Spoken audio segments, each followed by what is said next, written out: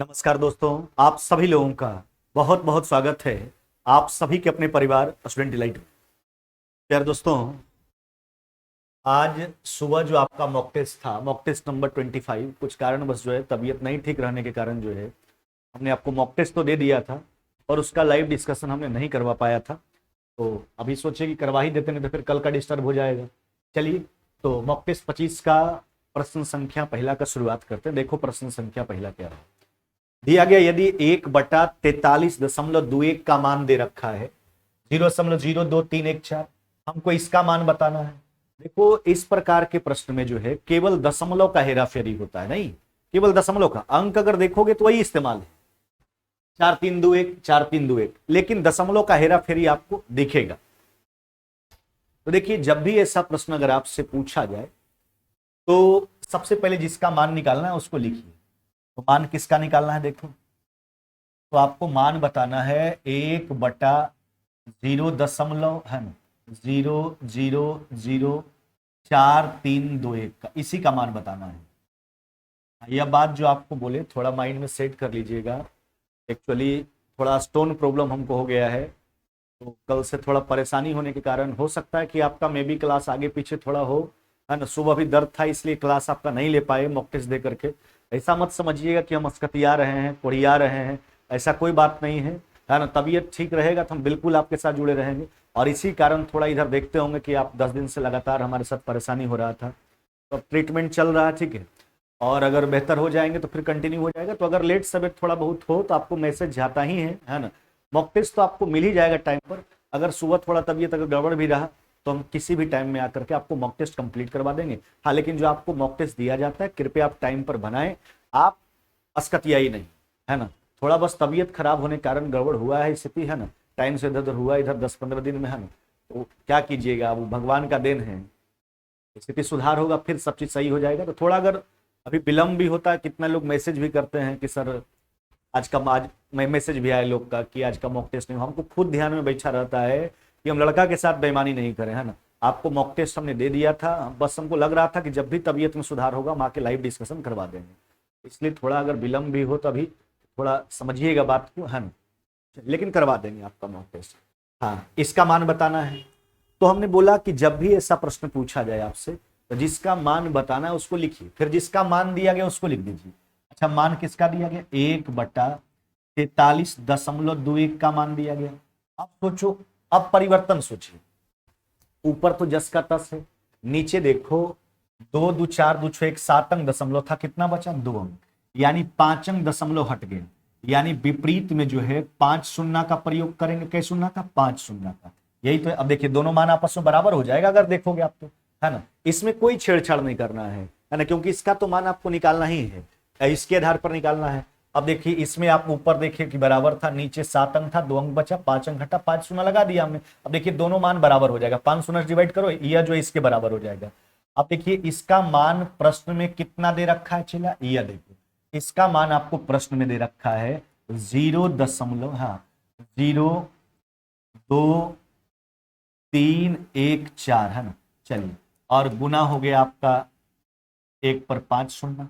अब देखो इसमें 5 अंक दशमलव है, 5 शून्य से गुना करोगे, दशमलव कैंसिल हो जाएगा, यानी 2314 आपका रिजल्ट हो जाएगा। कितना, 2314 आपका रिजल्ट हो जाएगा। हाँ मेरे भाई, 2314 आपका रिजल्ट हो जाएगा।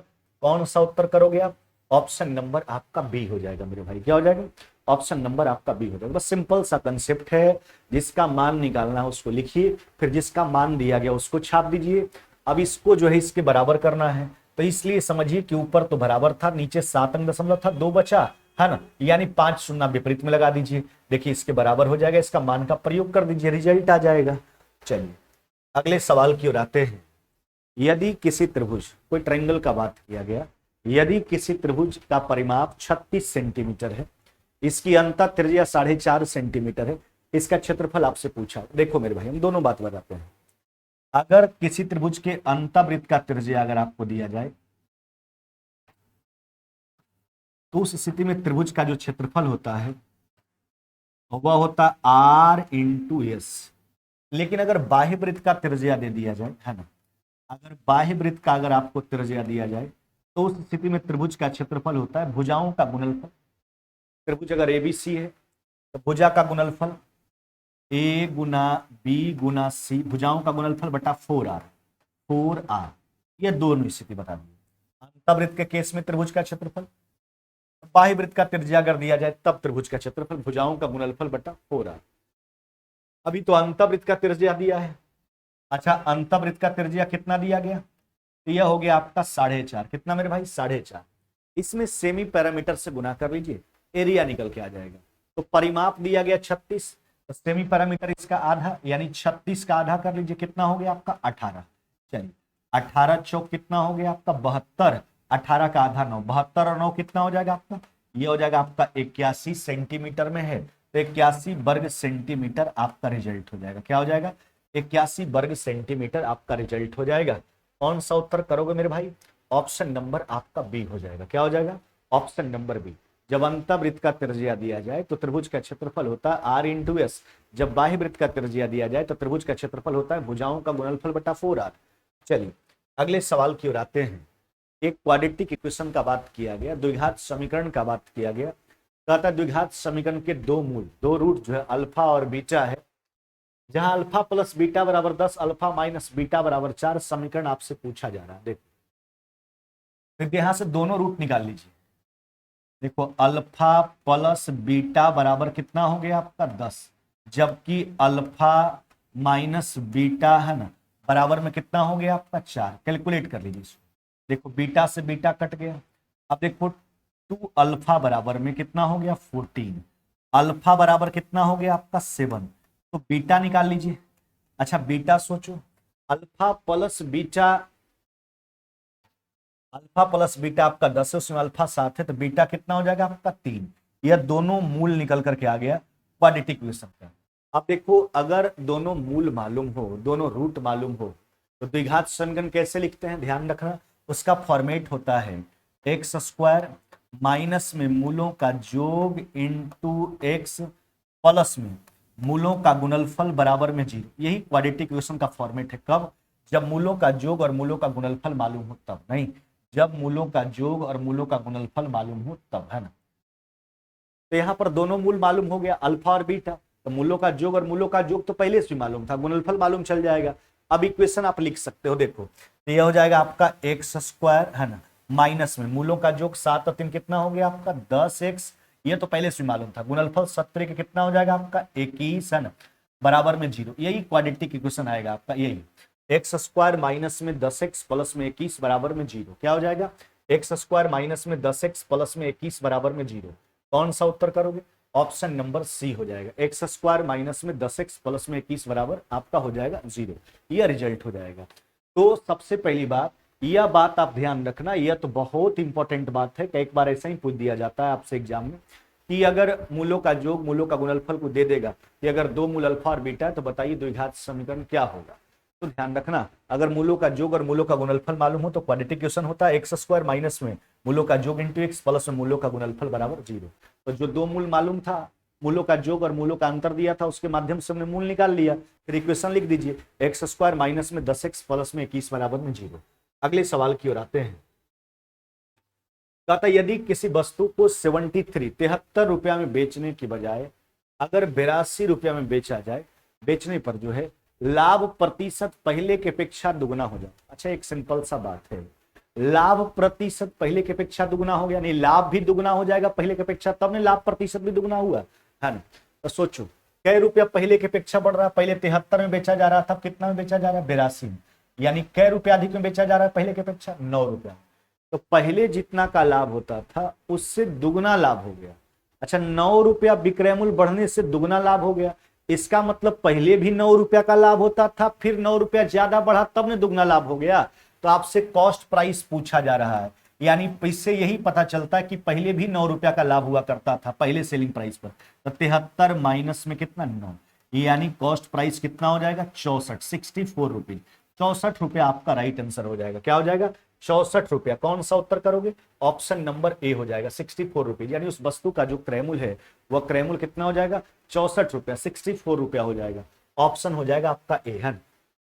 फिर से बात को समझ लीजिए, पहले 73 में बेचा जाता तो वहां भी लाभ होता था, लेकिन जैसा ही इसको 82 में बेचा गया, लाभ प्रतिशत पहले की अपेक्षा दुगना हो गया। लाभ प्रतिशत दुगना हो गया, यानी लाभ भी दुगना हो गया। तो कै रुपया विक्रय मूल्य बढ़ा? 9 रुपया। इसका मतलब 9 रुपया बढ़ने से पहले की अपेक्षा दुगना लाभ हो गया। इसका मतलब पहले भी 9 का लाभ होता था, तो 73 में से 9 घटा लीजिए, यानी क्रय मूल्य 64 रुपीज हो जाएगा। अगले सवाल की ओर आइए। कहता दूध और पानी के 69 लीटर मिश्रण में, ध्यान दीजिएगा, दूध और पानी का चर्चा किया गया।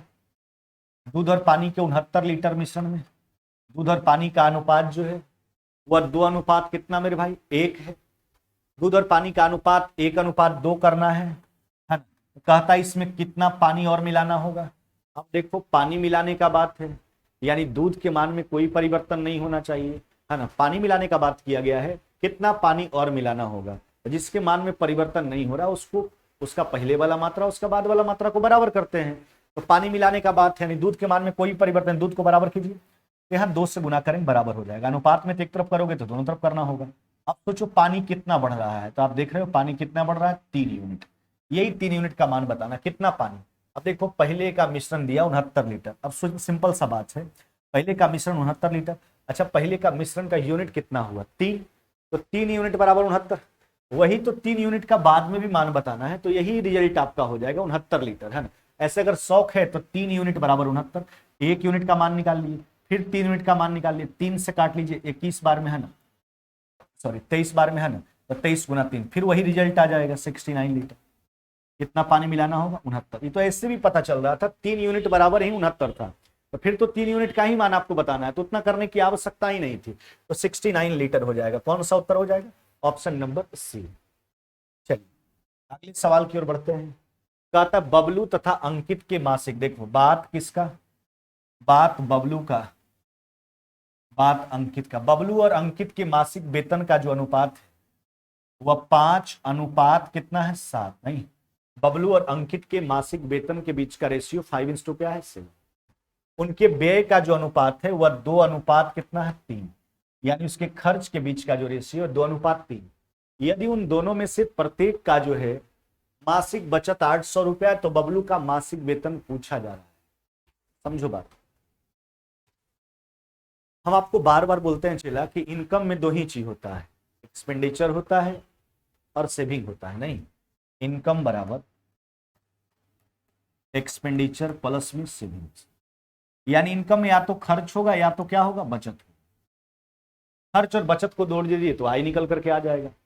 अच्छा, यह क्या है? यह दोनों के वेतन आय के बीच का रेशियो है, यह व्यय का रेशियो है। अच्छा, आय से व्यय का प्राप्ति कैसे करोगे? इसमें सेविंग घटाने के बाद करोगे? नहीं। अच्छा, दोनों का सेविंग बराबर है 800, तो दोनों में 800 घटाना होगा। जब समान राशि जोड़ते घटाते हो तो रेशियो का कंसेप्ट आपको क्या सिखलाए हैं कि उन परिस्थिति में अंतर को बराबर करते हैं। चलो 5-7 का डिफरेंस कितना हो गया आपका? 2। अच्छा, 2 और 1 का डिफरेंस कितना? 1। इसमें जो है कि 2 से गुना कर लीजिए, है ना। अब देखो, 5 कमाता 4 खर्च करता, कितना बचाएगा? 1। इधर भी देखिए 7 कमाता 6 खर्च करता, कितना बचाएगा? 1। और दोनों एक्चुअली बचाता कितना है? 800। नहीं, 800 बचाता जो 1 यूनिट का मान है। बबलू का मासिक वेतन आपसे पूछा जा रहा है, उसका मासिक वेतन कितना यूनिट है आपका? 5 है ना। चलिए 5 यूनिट, तो 800 गुना 5 यानी कितना हो जाएगा आपका? ये हो जाएगा 4000 रुपया। कितना मेरे भाई? 4000। बबलू का जो मासिक वेतन है वो मासिक वेतन कितना हो जाएगा? 4000 रुपया हो जाएगा। कौन सा उत्तर करोगे? ऑप्शन नंबर बी हो जाएगा। चलिए थोड़ा कमेंट सेक्शन की ओर चलते हैं, किन्हीं के द्वारा अगर कोई प्रश्न होगा तो उसका जवाब दे दिया जाएगा।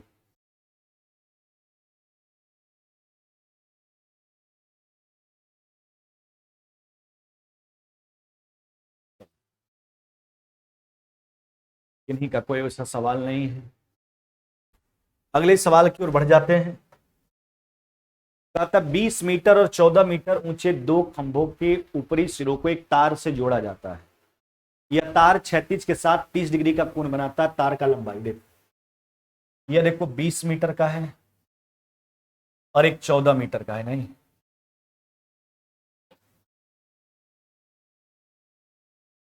दो खंभा है, एक खंभा 20 मीटर का है, एक खंभा, यह जो खंभा है यह कितना मीटर का है? यह 20 मीटर का। और एक खंभा जो है आपका 14 मीटर का है। दोनों खंभों के शिखर जो है एक तार से जोड़े जाते हैं। क्या किया जाता है? एक तार से जोड़ा जाता है।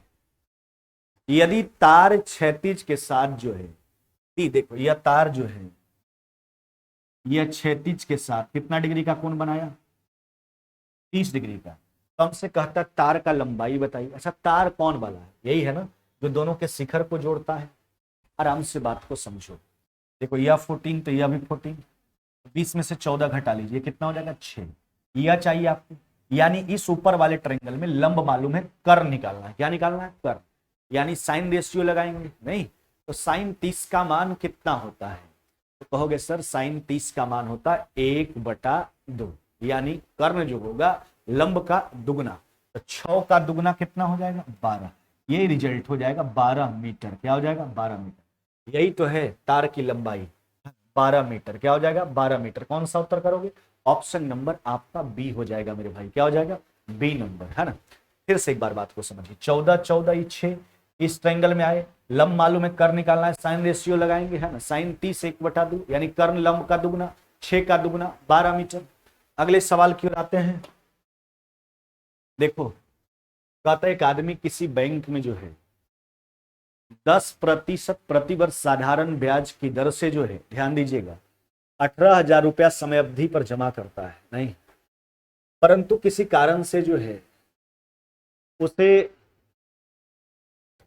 संपूर्ण राशि 3 वर्ष के बाद वापस देना पड़ता है। मतलब एक निश्चित समय के लिए जमा करता है, लेकिन बीच में कुछ कारणवश उसको 3 साल के बाद बैंक से पैसा ले लेना पड़ता है, कुछ जरूरत पड़ गया उसको, जिसके लिए बैंक ने उसे ब्याज की दर कम कर दी। यानी जितना दिन के लिए जमा किया था बीच में ही पैसा निकाल लेता है। परिणाम स्वरूप बैंक कहता है कि रेट आपका घट गया, यानी जिस रेट पर बात हुआ था उस रेट पर अब ब्याज उसको बैंक नहीं दे रही है।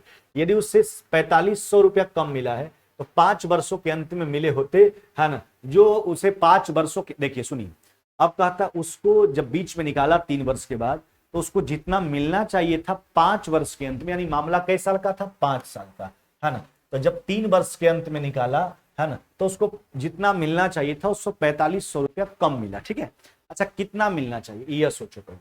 अच्छा 18,000 जमा करता है, साधारण ब्याज का बात है, 10% 5 वर्ष के लिए जमा किया था। अब ध्यान दीजिएगा, तो 18,000 के हिसाब, 18,000 का जो है 10% के हिसाब से 5 साल का अगर इंटरेस्ट देखा जाए तो साधारण ब्याज तो हर वर्ष का बराबर होता है 10-50%, यानी इतना ब्याज उसको मिलना चाहिए था, लेकिन उसको मिला इससे 4500 रुपया कम। क्या मिला, इससे 4500 रुपया उसको कम मिला। चलिए ध्यान दीजिएगा, यानी 9,000 मिलना चाहिए था, मिला 4500, यानी 4500, 9,000 रुपया मिलना चाहिए था, 4500 कम मिला उसको, यानी मिला कितना 4500 रुपया उसको। यही ब्याज के रूप में उसको मिला है। ऐसा क्यों हुआ, क्योंकि वो जमा किया था 5 साल के लिए, निकाल लिया 3 साल पे, तो वही दर, किस दर से उसको बैंक ब्याज दिया है। अच्छा सोचो कितना ब्याज दिया बैंक, तो बैंक दिया ब्याज 4500 बैंक ब्याज दिया। कितना राशि पर दिया है, तो 18,000 पर दिया है। अच्छा कै साल में दिया है, तो 3 साल में दिया है। चलिए कैलकुलेट कर लेते हैं इसको आराम से, ध्यान दीजिएगा। देखो 3 शून्य से 3 शून्य काट करके हटा लीजिए, 3 से काट लो कितना बार में, 150 बार। ठीक है, और भी काट लीजिए, या 25 छक 150, 3 छक 18, 25/3, यानी आपका रिजल्ट हो जाएगा 8.1/3%। कितना मेरे भाई, 8.1/3%। कौन सा उत्तर करोगे, ऑप्शन नंबर ए हो जाएगा। कौन सा, ऑप्शन नंबर ए। समझ गए बात को। पहले हमने सोचा कितना ब्याज आखिरकार मिला इसको, ठीक है, तो इतना मिलना चाहिए, इतना कम मिला, नहीं 4500 मिला। अच्छा कितना पर दिया 4500, 18,000 पर दिया, कई साल में दिया, 3 साल में, यानी किस रेट से बैंक जो है ब्याज दिया, 8.1/3% की दर से। अगले सवाल की ओर, एक व्यक्ति ने कुछ रुपए में 8 क्विंटल चीनी खरीदा। मान लेते हैं कि 100 रुपए क्विंटल के हिसाब से खरीदा है, तो 8 क्विंटल का कीमत कितना हो जाएगा, 8 गुना 100, यानी कितना का चीनी खरीदा, 800। ठीक है, अब क्या कहता सुनो, एक सप्ताह बाद उसने 3 क्विंटल चीनी, सोचो 100 रुपए के हिसाब से खरीदा है, तो 3 क्विंटल का कीमत कितना हो गया, 300। 300 रुपया के चीनी को 10% प्रॉफिट पर बेचता है, 10% प्रॉफिट पर बेच दीजिए। आगे सोचो 2 क्विंटल चीनी, समझना बात को, यानी 200 रुपया के चीनी को 5% हानि पर बेचा, 95/100। और क्या कहता है, और शेष चीनी, सोचिए 800 रुपया का चीनी खरीदा था, 3 दू 500 का चीनी बेच दिया, शेष कितना का चीनी बचा मेरे भाई, 300 का। इसको ऐसा ही बेचता है, शेष को किसी लाभ या हानि पर, ना किसी बिना किसी लाभ या हानि पर, यानी जैसे खरीदा था शेष 3 क्विंटल, उसको ऐसा ही बेच देता। यही पूरा सेलिंग प्राइस है। ध्यान दीजिएगा, देखो कितना हो गया, 330 है ना, 95 300, अच्छा 190 हो गया आपका, तो जोड़ लीजिए, तो 300 300 कितना हो गया आपका, ये हो गया 601 700 और 90 और 30, यानी 820, यानी पूरा सेलिंग प्राइस कितना हो गया मेरे भाई, 820। अब सोचो 100 रुपया का इसका टोटल क्रैमुल था और विक्रयमूल 820 हो रहा है, यानी अगर प्रॉफिट देखा जाए है ना, तो प्रॉफिट कितना का है, प्रॉफिट है 20 का, कहां से, 800 से, है ना, यानी 20 जो है 800 का कितना प्रतिशत है, निकाल लीजिए, 2 शून्य इधर काट लो, देखो ये हो जाएगा 5, यहाँ हो जाएगा 2, 5/2, यानी 2.5% का प्रॉफिट हो जाएगा, कितना का, 2.5% का प्रॉफिट हो जाएगा, 2.5%, उससे कितने प्रतिशत का लाभ हो जाएगा, 2.5% का। कौन सा उत्तर करोगे, ऑप्शन नंबर ए, यानी उसे कुल जो प्रॉफिट हुआ, कुल जो लाभ हुआ वो 2.5% का हुआ है। अगले सवाल की ओर आ जाते हैं। कहता है एक बर्तन में जो है, ध्यान दीजिएगा, एक बर्तन में 2 द्रव ए और बी है जो 7 अनुपात, इस समझिएगा लॉजिकल प्रश्न है, कई बार एग्जाम में आया हुआ है, थोड़ा सा घुराया है बात को, खाली समझोगे तो बिल्कुल आसान सा है। एक बर्तन में ए और बी 2 द्रव पदार्थ 7:5 में है। अच्छा, 2 द्रव पदार्थ किस अनुपात में है, 7:5। उस घोल से 9 लीटर निकालने के बाद, समझिएगा बात,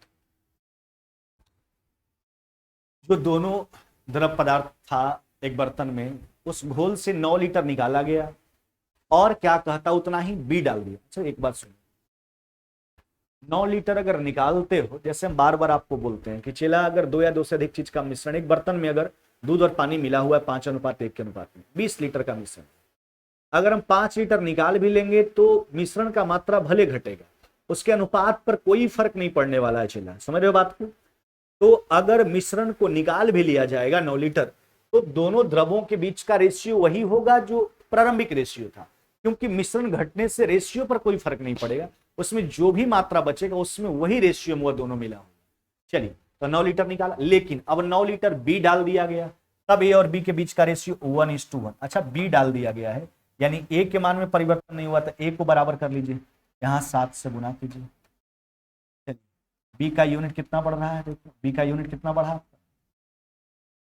अच्छा, जबकि बी डाला कितना जा रहा है, 9 लीटर डाला जा रहा है, नहीं 9 लीटर बी डाला जा रहा है, जो 2 यूनिट का मान है। आपसे क्या पूछा, तदनुसार उस बर्तन में आरंभ में ही द्रव ए की मात्रा कितना लीटर था, यानी पहले शुरुआत में ए का मात्रा कितना था। अरे अभी ए का मात्रा सोचो ना, 7 यूनिट, कितना, 7 यूनिट। 9 लीटर निकालने के बाद, 9 लीटर मिश्रण निकालने के बाद, ये अभी का स्थिति है, प्रारंभिक पूछा, तो जो 9 लीटर मिश्रण बाहर निकला था वह तो वही रेशियो में बाहर निकला होगा जिस रेशियो में वो मिला हुआ है, तो 7:5 के रेशियो मिला हुआ है, तो 7:5 कितना, 12।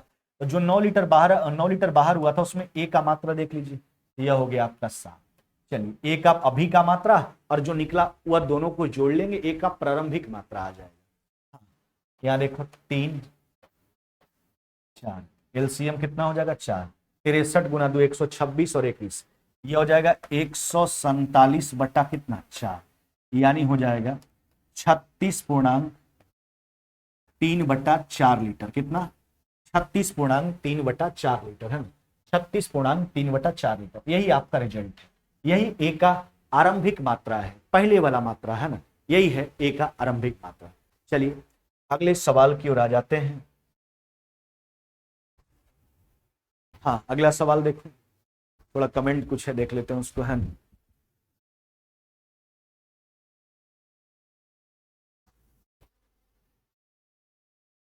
अच्छा, नीरज का था 10 का डी, जी बिल्कुल 10 का डी होगा। अगले सवाल की ओर आई। 2 पाइप ए और बी अलग अलग किसी टंकी को क्रमशः 60 मिनट और 75 मिनट में भर सकता है। देखो ए जो है वह 60 मिनट में, बी जो है वह 75 मिनट में भर सकता है।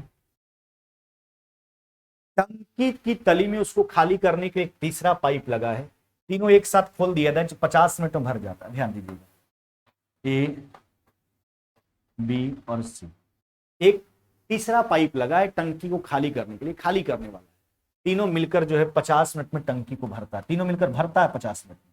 टंकी का पूरा कैपेसिटी ध्यान दीजिएगा कितना हो जाएगा 300। इफिशियंसी सोचिए, यह 60 मिनट में 300 एक मिनट में कितना भरेगा 5, या 75 मिनट में 300 एक मिनट में कितना भरेगा 4, तीनों मिलकर 50 मिनट में 300 एक मिनट में कितना भरेगा 6। बताइए अकेला तीसरा पाइप टंकी को कितने समय में खाली कर सकता है, जो तीसरा पाइप। तो देखो टंकी के पूरे इफिशियंसी में सी के इफिशियंसी, जो निकासी पाइप है उसके इफिशियंसी से भाग दीजिए। अब निकासी का इफिशियंसी सोचने वाला बात है। देखो ए भरने वाला है, अकेले करता है तो 5 मिनट भरता है, बी अकेले भरता है 1 मिनट में तो 4 भरता है, लेकिन तीनों मिलकर 6 ही भर पाता है। इसका कारण क्या है, यह दोनों मिलकर कितना भर रहा है 1 मिनट में, 5 4 कितना 9, लेकिन तीनों साथ में 6 भर पाता है। इसका मतलब है दोनों 9 भरता होगा, निकासी जो है 3 खाली कर देता होगा। ठीक है, तो 9 में से 3 गया तब ने 6 हुआ। इसका मतलब यह जो 1 मिनट में 3 यूनिट खाली करता है, यानी यह जो निकासी पाइप है वह पूरे टंकी को जो है अकेले कितना मिनट में खाली कर देगा, तो 100 मिनट में खाली कर देगा। कितना मिनट में, 100 मिनट में। कौन सा उत्तर करोगे, ऑप्शन नंबर ए हो जाएगा। क्या मेरे भाई, ऑप्शन नंबर आपका ए हो जाएगा। हम अगले सवाल की ओर आइए। 20,000 रुपया की राशि पर जो है 8% प्रति वर्ष की दर से 2 वर्ष के लिए चक्रवृद्धि ब्याज और साधारण ब्याज का अंतर आपसे पूछा जा रहा है। अच्छा, 2 साल का अंतर होता क्या है, तो 1 साल के ब्याज के बराबर नहीं मेरे भाई, 2 साल के। देखो 1 साल का अंतर कुछ भी नहीं होता है, यह भी पूछ दिया जाता है कभी कभी आपको उलझाने के लिए, 1 साल के CISI का अंतर बताओ। 1 साल का कोई अंतर होता ही नहीं है, क्योंकि 1 साल का जितना साधारण ब्याज उतना ही चक्रवृद्धि ब्याज। अरे दोनों ब्याज में बस फर्क यही है, साधारण ब्याज हर वर्ष का बराबर होता है, इसमें ब्याज पर ब्याज नहीं लगता है, जबकि चक्रवृद्धि ब्याज का एक ऐसा प्रक्रिया जो ब्याज पर ब्याज जोड़ा करता है ना। तो उसमें आप देखोगे तो पहला साल के बाद ही ना ब्याज जुटेगा, इसलिए पहला साल दोनों बराबर होता है। उसमें जो है अमाउंट जो है प्रिंसिपल का काम करना शुरू कर देता है। तो 2 साल का अंतर जो होता है 1 साल के ब्याज के बराबर। चलिए 1 साल का ब्याज निकाल लीजिए, यही है, और इस ब्याज का ब्याज निकाल लीजिए, यही 2 साल का अंतर, इस ब्याज का ब्याज। चलिए 4 शून्य काट के हटा लीजिए, 64 गुना 2 यानी कितना हो जाएगा आपका 128, कितना 128, 128 रुपया हो जाएगा। कौन सा उत्तर करोगे, ऑप्शन नंबर सी। यही तो 2 साल का अंतर है CISI के बीच का। अगले सवाल की ओर आते हैं। देखो 2 पर पावर x बराबर 3 पर पावर y बराबर में 6 पर पावर -8। सबसे पहली बात 3 मान बराबर है। देखो 2 पर पावर x बराबर 3 पर पावर y 6 पर पावर -8, 3 मान बराबर, एक कांस्टेंट टर्म को बराबर मान लेते हैं।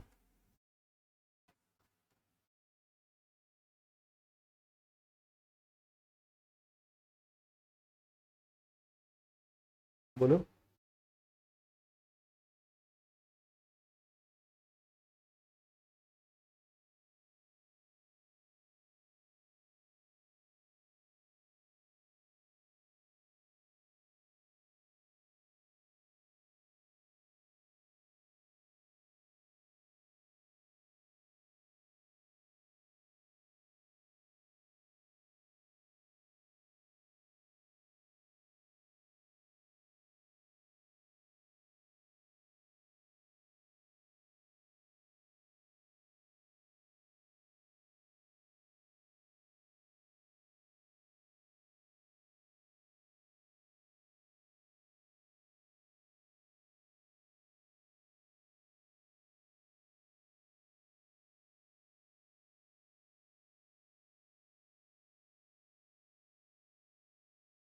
चलिए 3 मान बराबर है, एक कांस्टेंट टर्म को हमने बराबर मान लिया, सबका मान कांस्टेंट के रूप में निकालो।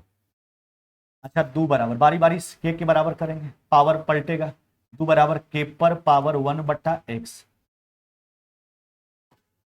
3 बराबर के पर पावर 1/y, 6 बराबर के पर पावर -1/z। यही तो आया, एक साइड का जो पावर होता है दूसरा साइड जाके पलट जाता है।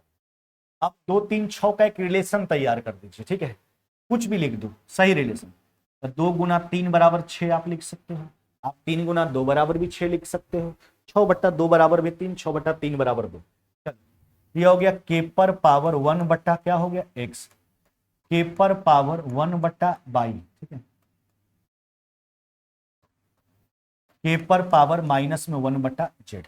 चलिए देखो बेस इक्वल है, पावर को कंपेयर कर लेंगे तो पावर जुड़ जाएगा गुना वाला, है ना, यानी 1 बट्टा एक्स प्लस में 1 बट्टा बाई बराबर में माइनस में 1 बट्टा जेड, इसको इधर भेज दीजिए, यानी हो जाएगा 1 बट्टा एक्स प्लस में 1 बट्टा बाई प्लस में 1 बट्टा जेड बराबर में क्या हो जाएगा आपका जीरो। यह रिजल्ट जी, यही आपका आंसर है। कौन सा उत्तर हो जाएगा, ऑप्शन नंबर ए, है ना। अगले सवाल की ओर कहता क्रैमुल तथा विक्रैमुल के मध्य अंतर 221 का है, ठीक है, कॉस्ट प्राइस और सेलिंग प्राइस का, लाभ प्रतिशत 17। सोचो कॉस्ट प्राइस और सेलिंग प्राइस का रेशियो निकाल लो, क्रैमुल 100 मान लेते हैं, 17% लाभ, और विक्रैमुल 117, यही तो क्रैमुल और विक्रैमुल का रेशियो है, और प्रश्न के हिसाब से दोनों में डिफरेंस 221 का है। यह कई यूनिट का मान हो गया अंतर के तौर पर 17। क्या पूछा गया, विक्रैमुल पूछा, सेलिंग प्राइस, इसका यूनिट कितना है आपका 117, 17 से काट लीजिए, एक बार में 3 बार में, इकाई स्थान पर एक वाला मात्र एक ही ऑप्शन है, वह है 1521। कितना मेरे भाई 1521, यही कौन सा उत्तर हो जाएगा, ऑप्शन नंबर सी। पहले अपने हिसाब से रेशियो निकाल लिया हमने कॉस्ट प्राइस और सेलिंग प्राइस के बीच का, तो 17% लाभ पर विक्रैमुल था, तो 100 रुपया क्रैमुल, 17% लाभ पर विक्रैमुल 117, 100 117, अंतर है दोनों के बीच में 221 का, जो 17 यूनिट का मान है, सेलिंग प्राइस पूछा 117, 1521। अगले सवाल की ओर आइए, 150 मीटर लंबी एक रेलगाड़ी 68 किलोमीटर प्रति घंटा की चाल से जा रही है, कितने समय में उस व्यक्ति को पार करेगी जो 8 किलोमीटर प्रति घंटा की चाल से उसी दिशा में जा रहा है, जिस दिशा में रेलगाड़ी जा रही है। अच्छा, व्यक्ति को पार करने का मतलब है वो अपनी खुद की लंबाई को पार करेगा, नहीं है।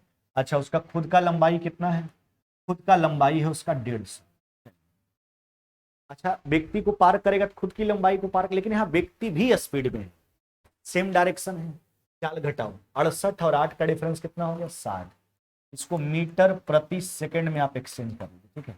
देखो 50 से काट लीजिए, कितना बार में 3 बार में, 6 से 3 बार में, 3 गुना 3 कितना हो जाएगा आपका, ये हो जाएगा 9 सेकंड। कितना मेरे भाई 9 सेकंड आपका राइट आंसर हो जाएगा, क्या 9 सेकंड। ऑप्शन क्या हो जाएगा आपका बी, यानी व्यक्ति को पार करने में जिस व्यक्ति का भी स्पीड है 8 किलोमीटर प्रति घंटा, जो ट्रेन की दिशा में ही जा रहा था, तो 9 सेकंड का समय लेगा, है। अगले सवाल की ओर आते हैं। देखो यह तो रिलेशन आपको प्रतिदिन बताते हैं, मीन मीडियन मोड का क्या रिलेशन बताएं आपको, आपको बताए हैं कि चला याद रखना, मोड बराबर 3 गुना मीडियन माइनस में 2 गुना मीन, ठीक है। अब देखो मोड का जहां तक सवाल है, बहुलक का जहां तक सवाल है, यह कितना हो गया 9 बराबर में 3 गुना मीडियन और 2 गुना मीन, मीन कितना हो गया आपका 6, है ना। अब देखो यहां से लिखोगे ना, मीडियन बराबर 9, इधर 12 आके जोड़ दीजिए, 9 + 12 21, या 3 गुना में बटा में भेज दीजिए, 21/3, यानी कितना हो जाएगा आपका 7, 7। यह रिजल्ट, यह 7 हो जाएगा। कौन सा उत्तर करोगे, ऑप्शन नंबर डी। यही तो माध्यिका है, ये रिलेशन को याद रखिएगा, बहुत ही इंपॉर्टेंट रिलेशन है, कई बार एग्जाम में पूछा गया है और पूछते रहता है। मोड बराबर 3 गुना मीडियन माइनस में 2 गुना मीन, यानी बहुलक बराबर 3 गुना माध्यिका माइनस में 2 गुना माध्य। अगले सवाल की ओर आ जाइए। कहता ए बी से 30% अधिक कार्यकुशल है, कहने का मतलब है ए का जो इफिशियंसी 20 से 30% ज्यादा, इसका 100, इसका कितना हुआ 130, यही तो है इफिशियंसी का रेशियो। अच्छा, इफिशियंसी क्या होता है, किसी व्यक्ति के द्वारा एक दिन में किया गया कार्य हुआ था, ठीक है। अच्छा, कहता ए अकेला काम को जो है 20 दिन में, अच्छा एक दिन का काम कितना हुआ 13, 20 दिन में यह पूरा काम निकल करके आ गया, तो इसी काम को बी कितना दिन में करेगा, बी का इफिशियंसी कितना 10, काट के हटा लीजिए, 13 गुना 2, यानी 26 दिन। यानी इसी काम को बी जो है कितना दिन में कंप्लीट करेगा, 26 दिन हो जाएगा, 26 दिन। ऑप्शन हो जाएगा आपका बी। क्या हो जाएगा, बी नंबर। अगले सवाल की ओर आ जाइए। कहता 200 मीटर की दौड़ में, समझिएगा रेस का प्रश्न है, ए बी को 35 मीटर या 7 सेकंड से हरा। इसका मतलब क्या है कि ए जब अपने गंतव्य स्थान पे चला जाता है तो बी अभी 35 मीटर पीछे होता है। यानी अगर ए 200 चलता है तो कितना चलेगा, 165 ही चल पाता है, या 7 सेकंड से हराता है, दोनों बात दे रहे। अच्छा, इसका मतलब हुआ कि ए अपने गंतव्य पर चला जाता है, तब बी 7 सेकंड बाद पहुंचता है। 35 मीटर पीछे होता है जब ये अपने गंतव्य पे चला जाता है, दूरी से अगर देखा जाए, और समय से देखा जाए तो ए जब पहुंचता है उसके 7 सेकंड बाद भी पहुंचता है। इसका मतलब सिंपल सा बात है, बी जो है 35 मीटर का दूरी 7 सेकंड में तय करता है, या बी का स्पीड यहां से निकाल सकते हैं आप। कहता ए का समय बताओ, किसका समय बताओ, ए का। अच्छा, एक सिंपल सा बात, यहां से आपने क्या देखा कि इससे यही पता चला बी जो है 35 मीटर का दूरी 7 सेकंड में तय करता है, तो बी का स्पीड आ जाएगा, तो बी का समय निकाल लीजिए। अब एक बात सोचो, जब ए अपना गंतव्य स्थान पे पहुंच जाता है तो बी कितना दूरी तय करता है, बी तो 35 मीटर कम ही नहीं तय करता है। अगर ए 200 चलता है तो बी कितना चलता है, 200 माइनस में 35, यानी 165 मीटर ही बी चलता है। अच्छा, बी का स्पीड कितना है, 35 बटा कितना 7, यही तो है। ये देखिए बी 165 मीटर में जितना समय लेगा उतना समय ए को 200 मीटर का दौड़ में लगता है। समझ रहे बात को, अभी मत समझना यह बी का स्पीड है तो हमने ए का समय पूरा समय बताना था। ए जब 200 मीटर का दौड़ पूरा करता है तो उस स्थिति में बी मात्र 165 ही तय कर पाता है, तो बी 165 में जितना समय लेगा ए जो है 200 में। 7 से काट लीजिए 5 बार में, 5 से काट लीजिए तो यह हो जाएगा 5 तरीके 15, 33 second, 33 second, 33 second. Option number A. अगले सवाल की ओर आइए। कहता है एक समूह के 15 पुरुष, यह तो एमडीएच का कंसेप्ट, एमडीएच के अलावा जो भी आता है सब कहां जाता है, नीचे। एक समूह के 15 पुरुष जो है 8 घंटा प्रतिदिन कार्य करके एक कार्य को जो है 21 दिनों में क्या करता है, पूरा करता है। दूसरे समूह के 21 पुरुष जो है 6 घंटा प्रतिदिन कार्य करके इसे कितने दिनों में करेंगे, मान लेते हैं कि 1 दिन में पूरा करेगा। जबकि पहले समूह के 2 व्यक्ति की कार्य क्षमता जो है दूसरे समूह के 3 व्यक्ति की कार्य क्षमता के क्या है, बराबर। यही बात बोला है।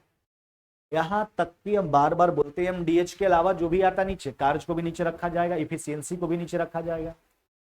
तो पहले व्यक्ति की पहले समूह के 2 व्यक्ति कार्य क्षमता दूसरे के 3 व्यक्ति की कार्य क्षमता के क्या होंगे, बराबर। कैलकुलेट कर लीजिए, देखो 21 से 21 काट के हटा लो। अच्छा, 3 से यहां उड़ा दीजिए 2 बार, 2 दूना 4, 4 से 2 बार, यानी x बराबर 15 गुना 2। उत्तर क्या हो जाएगा, 30 दिन। कितना मेरे भाई, 30 दिन। कौन सा उत्तर करोगे, ऑप्शन नंबर डी, 30 दिन आपका राइट आंसर। अगले सवाल क्यों रही, ये लास्ट प्रश्न है मैथ्स का आपका। √16 माइनस में 6√7 ए प्लस √7। देखो अब इसको सोल्व करना है, इस कंसेप्ट को समझना है। अगर रूट के अंदर सेकंड टर्म में दोबारा रूट लगा रहता है तो सेकंड रूट के बाहर कितना रखते हैं, 2। बाद बाकी अंदर भी 963 हो जाएगा।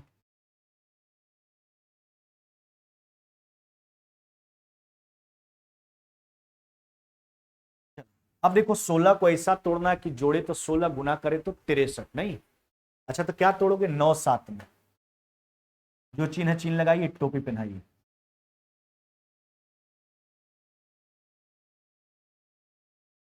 यह है आपको बी चाहिए, कंपेयर कर लीजिए ना। देखो यह हो गया आपका 3 माइनस में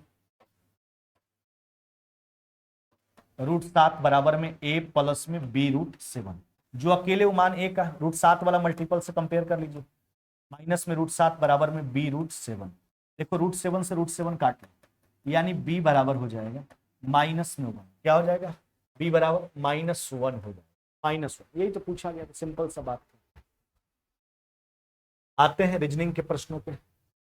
कहता कोडिंग डिकोडिंग का यदि किसी सांकेतिक भाषा में पुअर का अर्थ, अच्छा पी का स्थान कितना 16, ओ का 15, ओ का 15, आर का 18, जोड़ो 18 16 कितना हो गया, ये हो गया 34 और 30 यानी 64, 2 बढ़ा दिया गया है, हर एक सबका पोजीशन जोड़िए और साथ में 2 जोड़ दिया गया। अगला में भी वही 19 38 से 39, 2 बढ़ा दिया है। आपसे किसका कोड पूछा, तो बॉय का, ठीक है, तब बी का 2, ओ का 15, बाई का 25 और साथ में 2 बढ़ा दीजिए, 2 बढ़ा के कोड किया।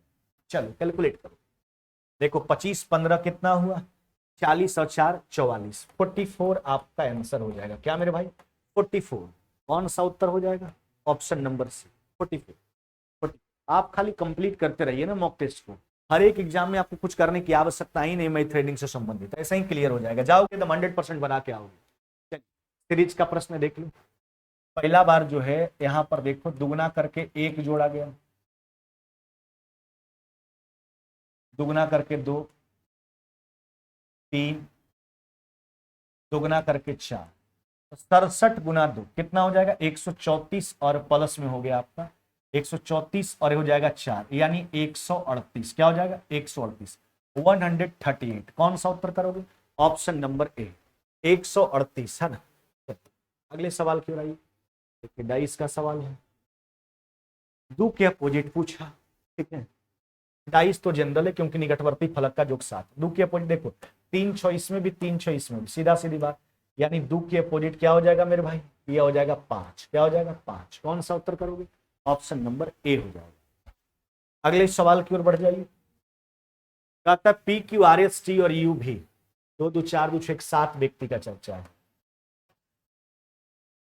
कहीं डाल दीजिए, केंद्र की ओर मुख करके बैठा है यानी सर्कुलर अरेंजमेंट, पहले तो लेफ्ट राइट के स्टेटमेंट, क्यू टी के दाएं को दूसरा, टी के दाएं दूसरा, पहला दूसरा, पी टी और यस के बीच में, इधर तो नहीं डाल सकते, इधर डालोगे, पी जो है टी और यस के बीच में, यू क्यू और भी के बीच में, यू जो है क्यू और भी के बीच में, यहां पर क्या हो जाएगा आपका आर, एक बचा आर, बस सिंपल सा बात है, यू क्यू और इधर तो यू को नहीं डाल सकते क्योंकि भी को भी लिखना है, यू डालो इधर, एक स्थान बचा आर को डाल दी। कहता है निम्नलिखित में से किस जोड़े में, ऑप्शन का कौन से जोड़े में जो है पहला सदस्य दूसरे सदस्य के दाएं दूसरा, अच्छा पहला देखिए पहला ऑप्शन, क्या टी जो है यस के दाएं दूसरा है, तो यस के दाएं दूसरा, पहला ही तो सही है, पहला जो सदस्य है दूसरे सदस्य के दाएं दूसरा, पहला ही ऑप्शन सही है, टी जो है यस के दाएं दूसरा, पहला ऑप्शन सही है। अगले सवाल की ओर आइए, आखिरी सवाल है, कहता है 7 और 8 बजे के बीच जो है किस समय दोनों सुई एक साथ आएगी मिलेगी, यानी 0 डिग्री का कोण बनाएगी। चलिए तो आप जानते हो थीटा बराबर क्या होता है, क्या बताएं आपको, 30 घंटा माइनस में 11/2 मिनट, या फिर इसका उल्टा भी इस्तेमाल होता है, 11/2 मिनट माइनस में 30 घंटा, जो बड़ा वाला रहता है उसमें छोटा वाला घटाते हैं कोण निकालने के लिए, एक साथ होगी यानी कोण कितना डिग्री 0 डिग्री, तो 0 डिग्री की स्थिति में किसी को आगे पीछे रखो कोई फर्क नहीं पड़ेगा, 7 और 8 बजे के बीच में, तो 7 और 8 बजे के बीच में समय होगा वो 7 बज के समथिंग मिनट ही होगा, तो घंटा तो फिक्स है 7 मिनट निकालना, चलो 11/2 मिनट, अब इधर भेजिए इसको 210 मिनट बराबर 420/11, चलो 11 तरीके कितना हुआ 33 है ना, 38.2/11 नहीं, देख लीजिए 11 तक 33, 90 बच जाएगा, 8 बार 2 38 पूर्णांक, यानी उत्तर आपका हो जाएगा 7:38.2/11 मिनट पर, ऐसा स्थिति होने वाला है, ठीक है 7:38.2/11 मिनट पर ऐसा स्थिति होने वाला है कि दोनों सुई जो है एक साथ होगा, है ना, तो 38.18 वाला यही ऑप्शन है आपके पास, ऑप्शन हो जाएगा आपका सी, क्या हो जाएगा सी। यह था आपका चेला मॉक टेस्ट नंबर 25, है ना, कल आपका मॉक टेस्ट नंबर 26 चलेगा, बिल्कुल तबीयत ठीक हो बिल्कुल हम आपके साथ जुड़ेंगे, कहीं कोई लापरवाही नहीं, और इनका मैथ्स का बैच है अभी तो फिलहाल ठीक है, आज तो मैथ्स का भी बैच आपका होगा। चलिए फिर मुलाकात होगी आपके कल के मॉक टेस्ट में, यानी मॉक टेस्ट नंबर 26 में, तब तक विदा लेते हैं, है ना। ऐसा ही आप लोग खाली बस दोस्तों के पास शेयर करते रहिए हर एक कोर्स के बारे में, है ना, मैथ्स बायोलॉजी झारखंड जी के आपका हो गया, रीजनिंग देखिए हम बोल चुके हैं कि स्टार्ट, बस तबीयत के कारण पेंडिंग पड़ा, वो भी स्टार्ट कर देंगे जल्दी अब, है ना आपका। चलिए फिर मुलाकात हो कल के मॉक टेस्ट में, तब तक विदा लेते हैं, जय हिंद जय भारत।